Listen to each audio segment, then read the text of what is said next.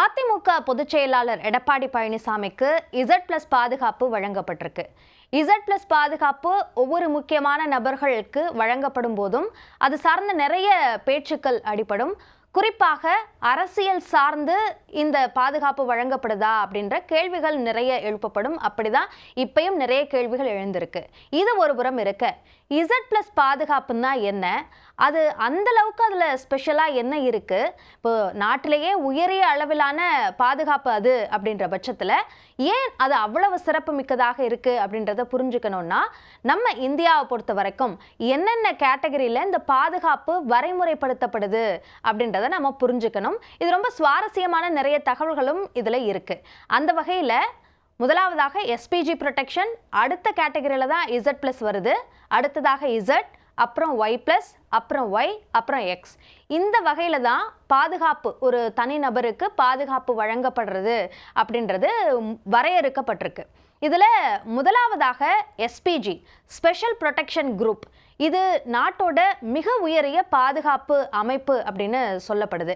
இது பிரதமர்களுக்கு மட்டும் வழங்கப்படுற ஒரு பாதுகாப்பு முறை. இந்த கமாண்டோக்கள், இந்த SPG கமாண்டோக்கள் அப்படின்றவங்க, அவங்களுக்கு வழங்கப்படுற அந்த பயிற்சி என்பது மிக உயரியதாக இருக்கும். அதே மாதிரி எல்லா வகையிலும் எந்த மாதிரியான ஒரு சூழல் ஏற்பட்டாலும் அந்த சமயத்தில் பிரதமர்களை பாதுகாக்கிறதுக்கான எல்லா விதமான முயற்சிகள்லையும் இந்த SPG கமாண்டோக்கள் ஈடுபடுவாங்க. ஒரு எக்ஸ்ட்ரீம் லெவலில் போய் உயிரை தியாகம் செய்யக்கூடிய அளவிற்கான ஒரு பணியிலையும் நடவடிக்கையிலும் கூட இவங்க தயங்காமல் ஈடுபடுவாங்க அப்படின்னு அந்த SPGயோட அந்த இணையதளத்தில் அதிகாரப்பூர்வமாகவே சொல்லியிருக்காங்க. ஸோ ரொம்ப ரொம்ப நம்பகத்தன்மை சார்ந்த ஒரு அமைப்பாக இந்த SPG என்பது இருக்கும். பிரதமர்களுக்கான பாதுகாப்பாக இது வழங்கப்படும். முன்னாள் பிரதமர்களுக்கான பாதுகாப்பு என்ற வகையிலும் கூட இது வழங்கப்பட்டுட்டு வந்தது. ஆனால் பிரதமராக பதவியிலிருந்து விலகிய பிறகு, அதாவது முன்னாள் பிரதமர்களுக்கும் வழங்கப்பட்ட நிலையில் அவங்க பதவி விலகியிலிருந்து 5 ஆண்டுகள் வரைக்கும் தான் அந்த பாதுகாப்பு வழங்கப்படும் என்ற வகையில் 2019 ஒரு திருத்தம் கொண்டு வரப்பட்டது. அந்த சமயத்தில் இந்த SPG ப்ரொடெக்ஷன் பற்றி நிறைய பேச்சுகள் அடிபட்டது. ஸோ அந்த அடிப்படையில் தற்போது பிரதமர் நரேந்திர மோடிக்கு SPG பாதுகாப்பு என்பது வழங்கப்படும். இந்த கமாண்டோக்களை பொறுத்த வரைக்கும் அவர்களுக்கான ஹேண்ட்கன் வழங்கப்பட்டிருக்கும், ரைஃபிள் வழங்கப்பட்டிருக்கும். எந்த இடத்திற்கு எது தேவையோ அதற்கு தேவையான ஆயுதங்கள் அவர்களுக்கு வழங்கப்படும். அதே மாதிரி இயர்பீஸ் அப்படின்றது அவங்களோட கண்ணாடியோட சேர்ந்தே வழங்கப்படுற வகையிலெல்லாம் வடிவமைக்கப்பட்டிருக்கும். இப்படி ஒரு ஹை டெக்னாலஜியான ஆயுதங்கள், எக்யூப்மெண்ட்ஸ் அவர்களுக்கு வழங்கப்பட்டிருக்கும். இங்கு இந்தியா மட்டும் இல்லாமல் வெளிநாடுகளுக்கு பிரதமர்கள் பயணிக்கும் போதும் கூட அவர்களுடைய பயணித்து அந்த பாதுகாப்பில் அவங்க ஈடுபடுவாங்க. குறிப்பாக இங்கே இந்தியாவில் இருக்கக்கூடிய IB, அதே மாதிரி ஒவ்வொரு மாநிலத்தோட காவல்துறையினர், இவங்க எல்லாருமே ஒன்றிணைந்து SPGக்கு தேவையான எல்லா தகவல்களையும் அவங்க கொடுப்பாங்க. ஸோ ஒரு ஒருங்கிணைந்த பாதுகாப்பாக பிரதமர்களுக்கு அவர்கள் வழங்குவார்கள் அப்படின்னு சொல்லப்படுது. 1984 முன்னாள் பிரதமர் இந்திரா காந்தி கொல்லப்பட்ட பிறகு உருவாக்கப்பட்ட அமைப்பு தான் இது. பிரதமர்களுக்கான ஒரு உச்சபட்ச பாதுகாப்பு வழங்கப்படணும் என்ற அந்த நோக்கத்தில் தான் இந்த ஸ்பெஷல் ப்ரொடெக்ஷன் குரூப் ஆக்ட் அப்படின்றது உருவாக்கப்பட்டு அந்த அடிப்படையில் 1985 இது செயல்பட்டு இருக்கு. இப்போ வரைக்கும் அதனுடைய செயல்பாடுகள் இருக்கு. 2019 மட்டும் நான் சொன்ன அந்த மாற்றங்கள் செய்யப்பட்டிருக்கு. இது SPG பற்றின தகவல். அடுத்தது தான் Z+ பாதுகாப்பு. அது பிரதமர்களுக்கு மட்டும், மற்றவர்களுக்கு வழங்கப்படுற பாதுகாப்புல உச்சபட்ச பாதுகாப்பு Z+ பாதுகாப்பு அப்படின்னு சொல்லப்படுது. இந்த Z+லேருந்து அடுத்து X வரைக்குமானதுல எவ்வளவு பாதுகாப்பு அதிகாரிகள் என்ற அடிப்படையில் இது வேறுபடுது. இதில் Z+ பாதுகாப்பு எடுத்துக்கிட்டோம்னா மொத்தமாக 55 பாதுகாப்பு அதிகாரிகள் பாதுகாப்பு வழங்குற பணியில ஈடுபடுவாங்க. அதுல 10 அல்லது 10க்கும் மேற்பட்ட NSG கமாண்டோ படையினர் இடம்பெற்றிருப்பாங்க. அதே மாதிரி காவல்துறையினரும் இடம்பெற்றிருப்பாங்க. இப்போ NSG கமாண்டோக்கள் எவ்வளவு பேர், அதே மாதிரி காவல்துறையினர் எவ்வளவு பேர், CRPF இருக்கணுமா, இது போன்ற முடிவுகள் எல்லாமுமே அந்தந்த தனிநபர் அவர்களுக்கான ஆபத்து என்ற அந்த அடிப்படையில் மத்திய உள்துறை அமைச்சகம் அதற்கான முடிவை எடுப்பாங்க. அதே மாதிரி இந்த Z+ பாதுகாப்பு பொறுத்த வரைக்கும் அவர்கள் பயணிக்கும் போதும் அவர்களுக்கான பாதுகாப்பு வழங்கப்படும். குண்டு துளைக்காத புல்லட் ப்ரூஃப் வாகனம் அதுவும் அவர்களுக்கு வழங்கப்படும். பாதுகாப்பு வாகனங்கள் அது தவிர பாதுகாப்பு வாகனங்களும் அவர்களுக்கு கொடுக்கப்படும். 2021 11 மத்திய அமைச்சகம் கொடுத்த அந்த புள்ளி விவரத்தின் அடிப்படையில் நாடு முழுக்க 40 பேருக்கு இந்த Z+ பாதுகாப்பு வழங்கப்படுது.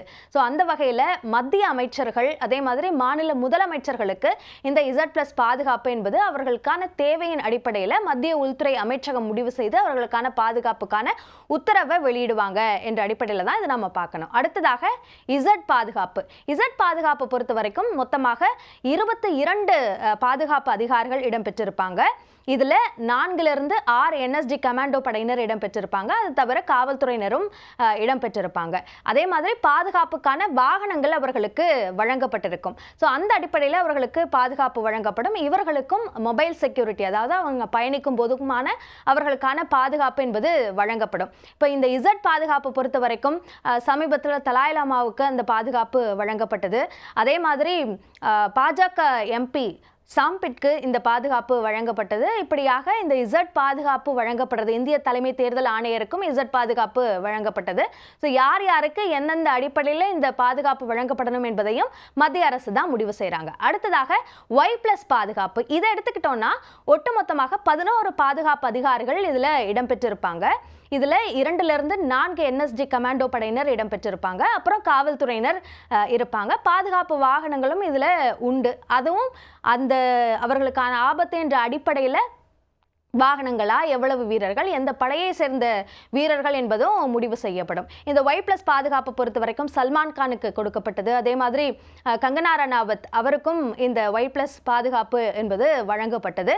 ஸோ அவர்களுக்கு தேவையான அடிப்படையில் இந்த முடிவுகளையும் எடுப்பாங்க. அடுத்ததாக Y பாதுகாப்பு இதை எடுத்துக்கிட்டோம்னா மொத்தமாக 8 பாதுகாப்பு அதிகாரிகள் இதில் இடம்பெறுவாங்க. 1 to 2 NSD கமாண்டோ படையினரோ அதே மாதிரி காவல்துறையினரோட பாதுகாப்பும் இதில் வழங்கப்படும். இந்த Y பாதுகாப்பை பொறுத்த வரைக்கும் இப்போது காஷ்மீர் ஃபைல்ஸ் உடைய இயக்குனர் அவருக்கு இந்த Y பாதுகாப்பு வழங்கப்பட்டது.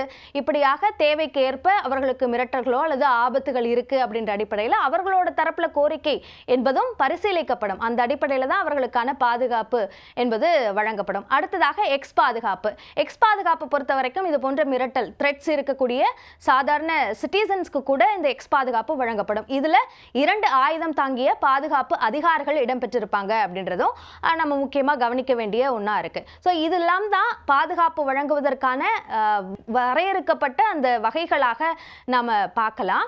இதில் முக்கியமாக எந்த அடிப்படையில் இந்த பாதுகாப்பு வழங்கணும் அப்படின்றத முடிவு செய்வாங்க அப்படின்னா தீவிரவாதிகள், மிலிட்டன்ஸ் இவங்களோட மிரட்டல் இருக்கா அப்படின்றது முக்கியமாக கவனிக்கப்படும். அது சார்ந்த தாக்குதல்கள் நடந்திருந்தாலோ அதற்கு பிறகாக இன்னும் கூடுதல் பாதுகாப்பு அவர்களுக்கு தேவைப்படுது. குறிப்பாக முக்கியமான அரசு பொறுப்புகளில் இருக்கக்கூடியவர்களுக்கு இப்படியான மிரட்டல்கள் வரும்போது, குறிப்பாக தீவிரவாத மிரட்டல்கள் என்பதற்கு ப்ரிஃபரன்ஸ் கொடுக்கப்படுது அப்படின்னு சொல்லப்படுது. அப்படி இருக்கிறவங்களுக்கு இந்த Z+ பாதுகாப்பு கொடுப்பதற்கான வரைமுறை வழங்கப்படுது.